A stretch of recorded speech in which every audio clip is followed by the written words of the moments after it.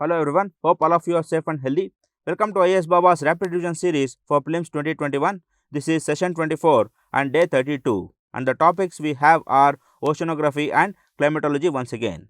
And these are the hot topics we are going to discuss. They are ocean twilight zone, then coccolithophores, what are they, then genome mapping in Indian Ocean project, then translocation of corals in Mumbai that was contemplated recently, then the MARPOL or the Convention Against Oil Spills, then boreal summer intraseasonal oscillation, then heat from below or Atlantification, then methane eating microbes and the dead zones and places in news.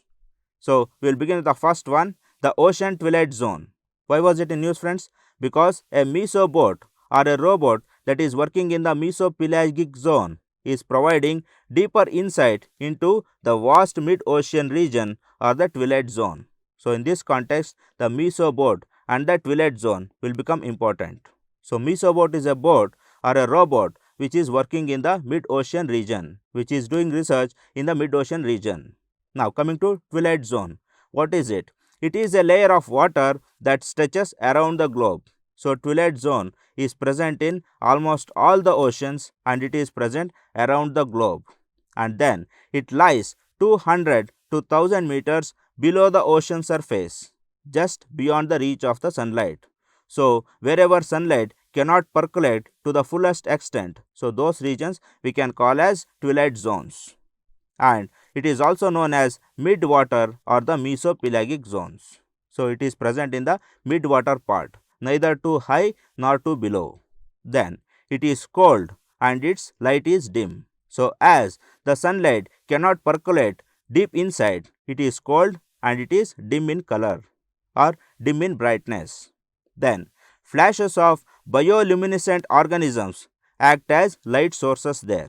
So, as light is insufficient, these bioluminescent organisms they act as light sources. And moreover, the study by the mesobot says that the biomass of the fish in the twilight zone may be 10 times greater than previously thought out. So, there is much to study regarding the ocean twilight zone and we will update whenever the new researches are coming out. Now, come to next, coccolithophores. Friends, why is it in news? Because National Center for Polar and Oceanic Research has found that there is a decrease in the concentration of oceanic calcium carbonate in the southern Indian Ocean. So, there is decrease in the coccolithophores and hence there is a decrease in oceanic calcium carbonate. So, friends, in this context, the National Center for Polar and Oceanic Research becomes important. So, this is an autonomous body. It is headquartered in Vasco da Gama and it works under Ministry of Earth Sciences. Now, about coccolithophores. These are single-celled algae living in the upper layers of world's oceans. So, these are single-celled microbic algae and they live in the uppermost layer of ocean waters. And they build exoskeletons from individual calcium carbonate plates consisting of chalk and seashells. So, in the figure, we can see those coccolithophores, they are building their own shells out of calcium carbonate plates. Yes, friends, now the carbon dioxide is produced during the formation of these plates. But however, this is not a huge damage to the environment because during the photosynthesis, the same coccolithophores they consume much of carbon dioxide. Hence, they are not a damaging elements to the environment. Then, come to next, the reasons for decline in the concentration of calcium carbonate. So, the reason is that diatoms, one more microbic algae, are surging due to climate change and global warming. And increase in diatoms increases the silicate concentration in the waters. So, now due to increase in diatoms, calcium carbonate is being replaced with the calcium silicate. Yes, friends, so this is a simple displacement reaction that we study in the chemistry. And this in turn is leading to the reduction in the calcium carbonate particles or the calcium carbonate compounds. And this reduction in the calcium carbonate compound will affect the growth and the skeleton structure of coccolithophores. Now, what happens, friends? It is that due to coccolithophores reduction, calcium carbonate is being reduced and due to reduction in the calcium carbonate, the coccolithophores are dying out. So hence there is a creation of a vicious cycle in the calcium carbonate environment in the oceans. So this is all about coccolithophores, and we will update as and when the news comes out in the future.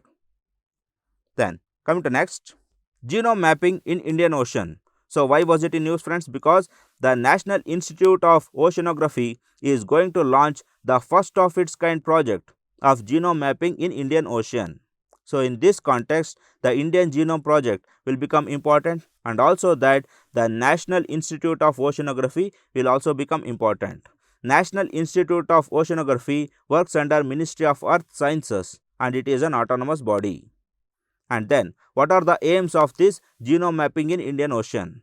So it is to understand the biochemistry of the Indian Ocean, a simple one, and then to understand the response of ocean to climate change, nutrient stress and increasing pollution. Once again a simple one, but however the aim is also to understand the interaction of trace metals with marine biota. So what are the trace metals, friends? Here some of the micronutrients like potassium, phosphorus, manganese, etc., how they move on from one microbe to other microbe via biocycle, and this will help to study the nutrient cycle and the productivity of the Indian Ocean. So this content or this point we will remember for prelims. So this is all about genome mapping in Indian Ocean, and we will update it whenever required. Then come to next, translocation of corals in Mumbai. Why was it in news, friends? Because the National Institute of Oceanography will carry out the translocation of 18 coral colonies from the coast of Mumbai for Mumbai Coastal Road Project. So a road project is going on in Mumbai. For that reason, these corals are being translocated. And now National Institute of Oceanography will once again become important. That we have already studied, we move on. Now coming to some of the key facts regarding the corals. Friends, there are two types of corals. One is the stony coral and the other is the soft corals. These stony corals, they are living in the shallow waters. They do not live in deep waters. And these are the corals which build strong coral reefs. And then coming to soft corals, they live in deep waters and cold waters, and they will not build hard coral reefs. So we will learn the difference and we will move on. And coming to next fact, it is that these corals, they are present under the Schedule 1 of Wildlife Protection Act 1972. So what does this mean, friends? It is that these corals, they are protected from hunting, dynamitizing or abolishing or destroying or any kind of that sort. So there is a strict ban on all these things in India. Then according to a research by the study of University of Queensland, Australia, more life can be supported by dead coral remains than live corals. So the study gives a skewed data that it is the dead coral remains that will sustain more lives compared to the live corals. But however, this study will not give a blank check for destruction or killing of corals. So speaking more about corals, we speak on biorock technology. Friends, what is this biorock technology? It is a method to restore coral reefs using biorock or mineral accretion or mineral deposition. And this is contemplated in the wake of failure of translocation. Friends, we know that in India, translocation of corals hasn't done with 100% success. So there are many failures in this saga as well. So that is why biorock technology is being contemplated. Now how does this happen? So here a low voltage electrical currents are passed through the sea water. So when this electrical voltage is passed, it causes the dissolved minerals to crystallize and they will get deposited on surfaces, thereby growing into a white limestone bed similar to the natural bed for corals. So there will be depositions like this. So when we pass the electricity, the calcium will get deposited in these places, and these polyps and zooxanthellae, they will come, they will sit here and they will start a new life, thereby growing natural corals on these artificial carbonate beds. Yes, friends, this is all about biorock technology. Then coming to next, MARPOL. What is MARPOL, friends? It is International Convention for the Prevention of Pollution from Ships. So a simple one. And why was it in use? Because MARPOL was amended to allow ships to carry noxious liquid. So earlier, noxious liquids were banned from carrying via ships, and now it is being allowed via amendment to the MARPOL. So what are noxious liquids, friends? Once again, these are the liquids which have the potential to cause huge environmental pollution, and these noxious liquids are mentioned in the international barcode for bulk chemicals. Yes, friends, so we will also remember international bulk chemicals code as well here, and we will move on. So speaking more about MARPOL, it is the international convention aimed at prevention of pollution from ships caused by operational or accidental causes. So both intentional and unintentional causes will come under the jurisdiction of MARPOL. Then it was developed by IMO, or the International Maritime Organization, with an objective to minimize the pollution of oceans and seas, including dumping, oil spills and air pollution. So here IMO will become important, that is International Maritime Organization. It is a specialized UN organization for maritime protection. And then why air pollution should come here, friends?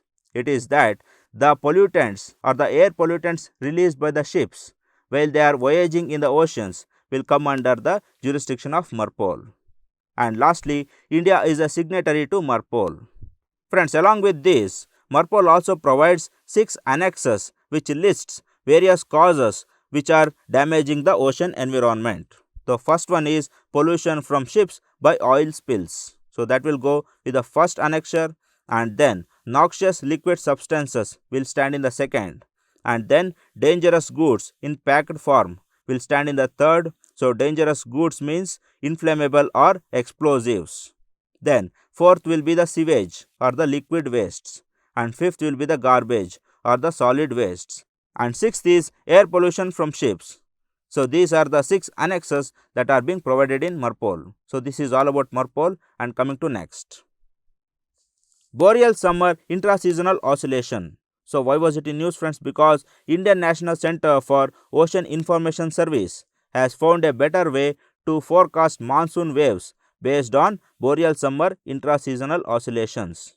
So in this context, the National Center for Ocean Information Service will become important. Once again, this is a specialized autonomous body under Ministry of Earth Sciences. And now, this study shows that monsoons and variability in monsoon is directly dependent on this BSO, or the boreal summer intraseasonal oscillation. Now coming to more about BSO, what is it? It is a prominent source of short-term climate variability in the global monsoon system. So this is short-term and this induces variability. Then it is the movement of convection or heat from Indian Ocean to the West Pacific Ocean. So what it does, friends? It is that the convection or the low pressure or the moisture or the heat will start moving from Indian subcontinent or the Indian Ocean towards the West Pacific Ocean. So this is all about that BSO. And then come to next fact, it propagates deep into the north compared to the Madden-Julian oscillation. So we know that even Madden-Julian oscillation will carry the heat convection from west to east, but it is confined to the equatorial region. But as BSO moves further northwards, this can be said that BSO is completely different from Madden-Julian oscillation. And then it roughly occurs every 10 to 15 days during monsoon. So after every 10 to 15 days, we will have a monsoon breaks. So this is because the BSO will take the heat convection towards the West Pacific. So this is why BSO is affecting monsoons. And then come to next, BSO and ENSO. So what is the relation between boreal summer intraseasonal oscillation and El Nino southern oscillation? So now El Nino comes with dryness and coldness in the West Pacific. You agree with me, friends? And now this BSO will carry heat towards the West Pacific. So this coldness and dryness will be contrasted against heat and moisture. So what happens? Both will be neutralized. So BSO and El Nino will be neutralized with each other. Now coming to next, La Nina. So La Nina brings in heat and moisture to the West Pacific Ocean. You agree with me, friends? Now BSO will also bring heat and moisture to the West Pacific Ocean. So now there is a addition between both, and now La Nina will magnify. So BSO will magnify a La Nina, but it will neutralize an El Nino. So this is the relation between BSO and ENSO. So this is all about boreal summer intra-seasonal oscillation and its effect on monsoons and its effect on ENSO. Then coming to next, methane eating microbes. Friends, why was it in news? Because scientists are worrying why the methane that seeps out of ocean floors will not reach the surfaces. So we know that in the ocean floors, the microbes will emit methane, but this methane is not reaching up to the surface of water. So why? Because these methane eating microbes, they are consuming this methane.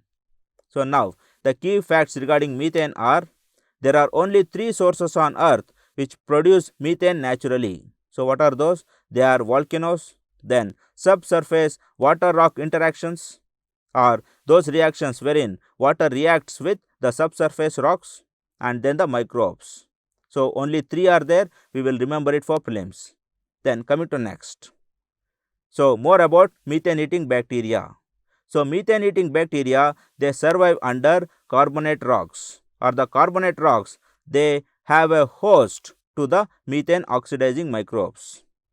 And then the seafloor carbonate rocks form unusual chimney-like structures. So in this figure, we can see how the carbonate rocks are forming a chimney-like structure which is conducive for the microbes to eat the methane or to oxidize the methane.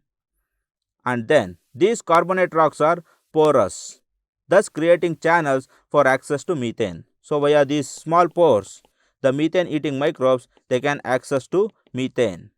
And moreover, they are surrounded by the pyrites. So what are these pyrites, friends? These are the mineral rich rocks. So we have seen in chemistry the iron pyrites, copper pyrites, etc. So these are mineral rich rocks which will provide micro and macronutrients for this methane eating microbe. And moreover, these pyrites, they have a transactive relations regarding the charges. So what is this? That is, these pyrites, they transfer the electric charges to and fro from the iron pyrites and the methane eating bacteria. So when there is a to and fro movement of charge between the pyrites and the methane eating bacteria, this methane eating bacteria will always be active, and this results in excessive consumption of methane. So the whole ecosystem is designed in such a way that more and more methane is consumed and less of methane will reach to the ocean surface. So this is all about methane eating microbe, and the environment surrounding them will also be remembered. Then coming to next, dead zones. Why was it in news, friends? Because several studies show a recurring relationship between climate change and formation of dead zones. So as and when the climate is changing, there are increased formation of hypoxia or the dead zones. So why dead zones are also called hypoxic zones, friends? That is because due to shortage of oxygen, there the organisms have died. So this shortage of oxygen is also called hypoxia. Now, how to detect a hypoxia? Naturally, oceanic sediments are deposited and built up on the seafloors. So these sediments, they will be built up. They will be built up in the form of different layers, and the activity of organisms usually disrupts and mixes them as they accumulate. So there will be disruption of these layers by the microbial activity. But if hypoxia has killed those organisms, then an orderly pattern of layers is preserved. So these organisms which will disrupt these layers are absent now. As a result of that, the layers will be intact. So wherever the layers of depositions in the oceanic floors are intact, they are indications of dead zones. Now coming to next, how dead zones are formed. Friends, due to global warming and climate change, there will be increase in oceanic temperature. You agree with me? And also that due to climate change, due to excess of rainfall, these river waters, they bring in excess of minerals into the ocean waters, and now ocean waters have excess supply of heat and minerals or the nutrients. So due to the excess of heat and minerals, there will be excessive growth of algae or the phytoplankton, and these algae, they are short lived and they will die, and once they die, they sink to the bottom of the ocean. And now, when they start decaying at the bottom of the ocean, the microbes which decay these algae, they consume much of oxygen.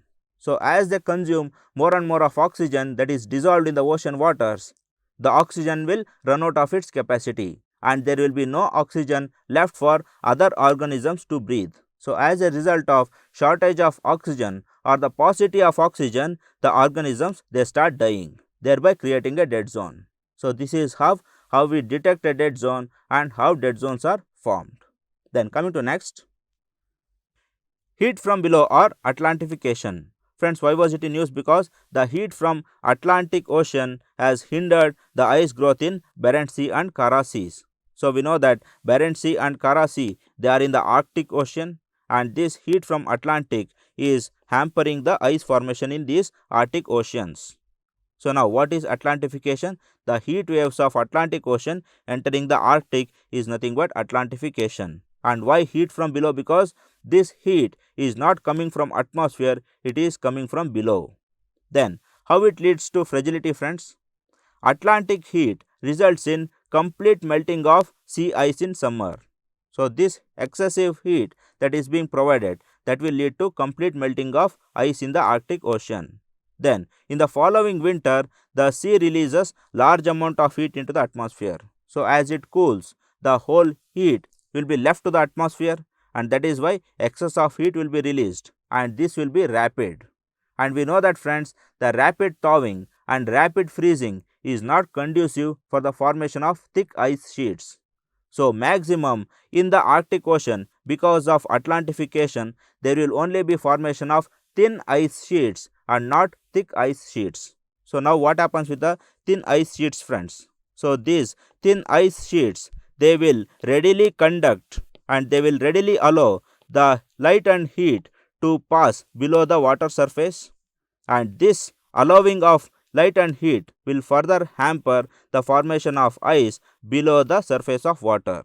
So, as a result, this thin ice will lead to fragility in the overall formation of ice, and if Atlantification prevails years together, then the whole ice formation in the Arctic Ocean will be hampered. So, this is all about heat from below or Atlantification. Then coming to next, places in news. Friends, Pantanal, Brazil, it is the world's largest wetland and it is burning as vegetation of marshy floodwater is drying out as ponds and lagoons are evaporating. So, here we can see the landscape of Pantanal, Brazil, and here the water stored in these lakes and lagoons, it is being evaporated in summers, and due to this the vegetation is going dry, and as a result of dryness they are catching up fires, thereby leading to huge bush fires in the region. So, huge bush fires are the reasons why they were in news. And then coming to next, Coral Triangle. So, where is Coral Triangle? It is in the West Pacific Ocean. So, we can have a look at the coral triangles. It consists of Philippines, Indonesia, Timor-Leste in the North Australia and Papua New Guinea.